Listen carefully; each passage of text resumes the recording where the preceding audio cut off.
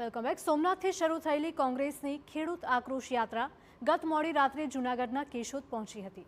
ઉલ્લેખનીય છે કે કોંગ્રેસની આ યાત્રા સૌરાષ્ટ્રના 11 જિલ્લામાંથી પસાર થવાની છે અને 13 નવેમ્બરના રોજ દેવભૂમિ દ્વારકામાં તેનું સમાપન થશે। ખેડૂતોના પ્રશ્નોને વાચા આપવા આ રેલીનું આયોજન કરાયું છે। ખેડૂતોના દેવા અને પાક વીમા માફ કરવા માંગ કરાઈ રહી છે।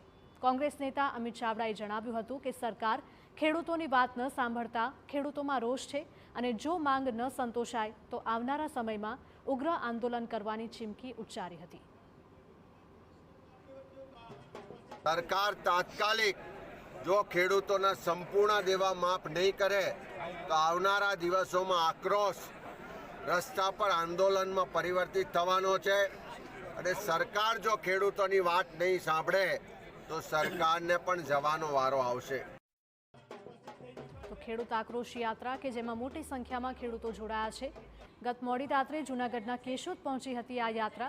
उल्लेखनीय है कि कांग्रेसनी आ यात्रा सौराष्ट्રના 11 જિલ્લાઓમાંથી પસાર થવાની છે અને 13 નવેમ્બરના રોજ દેવભૂમિ દ્વારકામાં તેનું સમાપન થશે। ખેડૂતોના પ્રશ્નોને વાચા આપવા માટે આ રેલીનું આયોજન કરવામાં આવ્યું છે। તો ખેડૂતોના દેવા અને પાક વીમા માફ કરવા માટે માંગ કરવામાં આવી રહી છે। કોંગ્રેસ નેતા અમિત ચાવડાએ જણાવ્યું હતું કે સરકાર ખેડૂતોની વાત ન સાંભળતા ખેડૂતોમાં રોષ છે અને જો માંગ ન સંતોષાય તો આવનારા સમયમાં ઉગ્ર આંદોલન કરવામાં આવશે।